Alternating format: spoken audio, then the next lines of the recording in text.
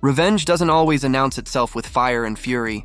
Sometimes it creeps in silently, with a single decision, a single word, that carries more weight than 1,000 speeches. For Caitlin Clark, her revenge wasn't about clapping back on Twitter, throwing shade in interviews, or launching a media war. Her revenge came in the form of simplicity, a word so sharp it cut deeper than any insult ever could. She said no. No to Geno Auriemma. No to UConn's legacy. No to the $1 million olive branch that landed in her lap years too late. On paper, it didn't make sense. Who in their right mind turns down more than $1 million for just 8 weeks of basketball? But this wasn't just a paycheck. This was an offering from the very man who once dismissed her as an afterthought. A man who built his empire on identifying and shaping the brightest stars in women's basketball, yet somehow couldn't see hers when it was right in front of him. When Clark rejected it, she wasn't turning down money, she was turning down him. And in doing so, she humbled one of the sport's most powerful figures in a way no championship loss ever could. To understand why this no carried such devastating force, you have to go back to the beginning when Clark was just another kid with a dream.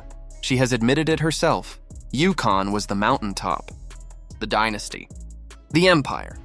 It was the house of legends. Diana Taurasi, Maya Moore, Breanna Stewart, the kind of place a young girl in Iowa could only dream of reaching. When the time came for recruiting, the path seemed obvious.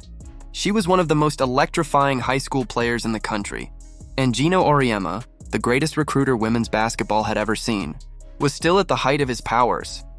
Except the call never came. Geno never picked up the phone, never reached out to her parents, never even made a real attempt to connect. His excuse? He already had Paige Buchers and didn't want 2-point guards. That explanation might have worked on paper, but it was what came after that turned a simple recruiting miss into something much bigger. Geno claimed that if Clark really wanted UConn, she should have called him. Let that sink in. The man who built his legacy on spotting generational talent before anyone else decided Caitlin Clark wasn't worth the effort. He not only brushed her aside, he implied it was her fault for not chasing him down. That wasn't just arrogance. It was disrespect. And Clark filed it away silently. If UConn didn't believe in her, she'd find somewhere that did. She chose Iowa. At first glance, it looked like settling. Iowa wasn't UConn. It didn't have the banners, the mystique, or the dynasty glow. To outsiders, it seemed like she had traded the empire for the farm. But Clark understood what they didn't. At Iowa, she wouldn't be Paige's shadow or Geno's afterthought. She would be the recruit, the centerpiece, the star who would carry the program. And that freedom was worth more than any dynasty pedigree. From the moment she stepped onto the court in Iowa City, the transformation began. Her logo threes weren't just buckets. They were declarations. Every sold-out arena was proof. Every shattered TV ratings record was a receipt. Every viral highlight was a message. You missed this. And while Clark was rising, Geno doubled down on arrogance. Instead of humility, he brushed her off with backhanded comments. He said she played like a kid in the driveway. He made sly comparisons to Paige, as if to remind the world that whatever Clark was doing, UConn had already done it before. But ordinary doesn't sell out Madison Square Garden. Ordinary doesn't draw more eyes to the women's game than it has ever seen. Ordinary doesn't force the WNBA into mainstream conversation. And while Clark was building an empire without him, Geno was losing control of the narrative he had guarded for decades. His arrogance turned into bitterness, and bitterness turned into something uglier.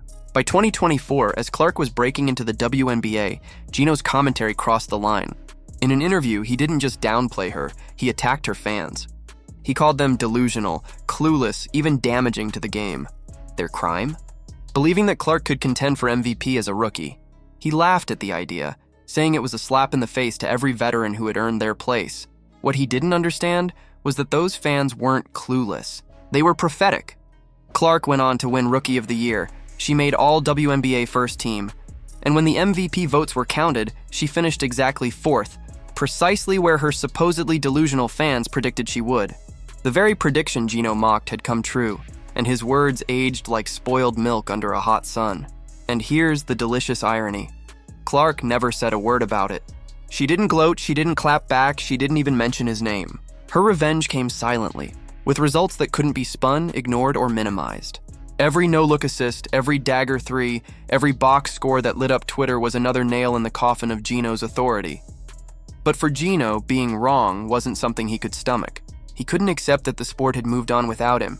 that the spotlight was no longer his to control. So he kept talking, kept comparing, kept trying to tether her brilliance to his legacy. But the more he spoke, the clearer it became. Caitlin Clark wasn't just rewriting the record books. She was living rent-free in Geno Auriemma's head.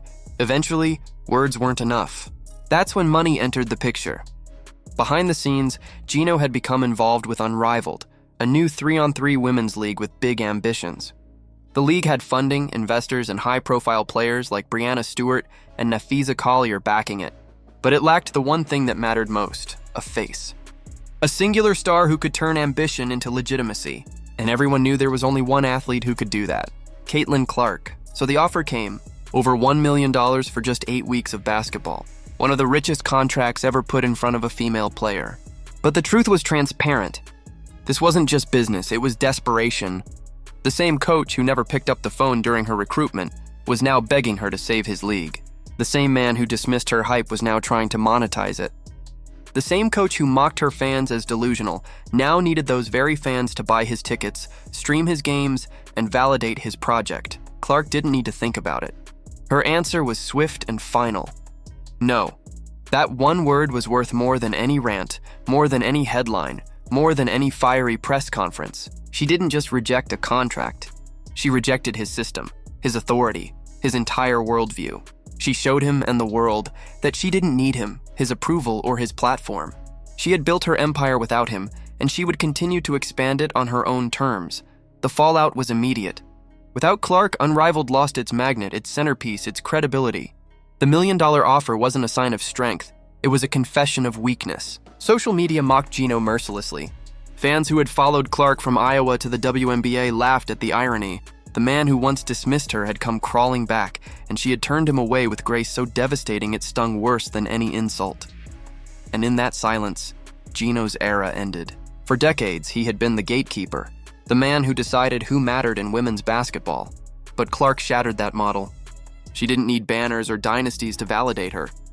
She didn't need his blessing to shine. She showed that the future belongs to the players, not the power brokers. And by saying no, she didn't just dethrone him. She dismantled the throne entirely. That's why this story resonates beyond basketball.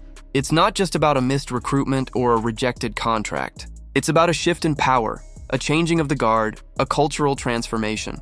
Clark proved that greatness doesn't need permission, that players, not coaches, hold the keys to the future. And she proved it with the simplest weapon of all, one quiet rejection that exposed just how desperate her enemy had become. Maybe revenge isn't best served cold. Maybe the sweetest revenge is served quietly, with calm finality, in the form of one word that crumbles empires.